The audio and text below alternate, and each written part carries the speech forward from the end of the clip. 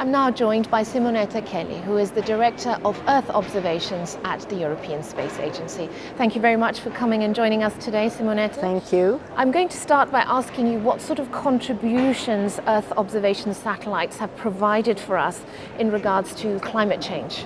Yes, Earth observation satellites, particularly those of the European Space Agency, have provided a lot of contributions in terms of support to the essential climate variables, those indicators which are associated to climate evolution, climate change. And we work closely with scientists from all over Europe and all over the world to provide them data, to include those data in the climate models. Two examples. One is the ice melting. You know that there's about 1 billion tons of ice melting every year in the Arctic and Antarctic, which are permanently monitored night and day, also through radar instruments.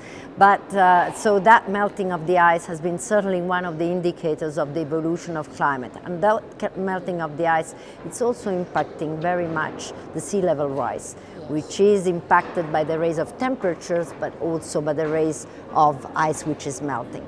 So another parameter that we've been managing to look and monitor very much over the last 30 years with satellite data, also Sentinel-6, Michael Freilich satellite, which is a collaboration between ESA, NASA, NOAA, the European Commission and EUMETSAT, is a satellite which has an altimetry on board and looks at the trends in terms of variables associated to the sea level rise. In sea level rise, you have to look into long period of time, like for all climate variables. And those data integrate data and complement data from other missions, national and Europeans, which were previously available. They give us a trend currently which is shifting in terms of sea level rise from 3.5 millimeter per year into 4.8 as an average trend overall, which is quite worrying.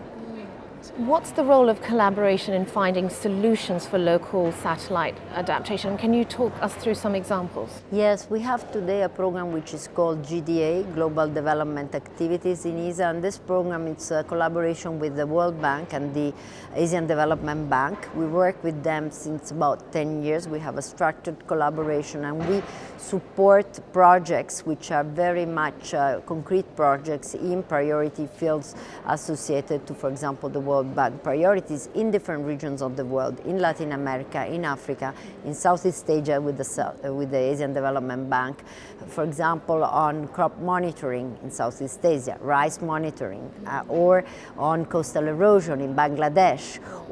And in that type of project, what ESA does, not only it provides the expertise in terms of knowledge of what available techniques we can use and exploit for those projects, provides the data sources, it provides the training, and also, of course, together with the partners locally, but also internationally, the visibility of those projects. And there we cooperate very much with GEO, which is another network of non-space actors, but environment actors, civil protection actors, over 100 countries that work to support and to integrate the use of EO data in the daily life of citizens. Simonetta Cheli, thank you very much for your time. Thank you.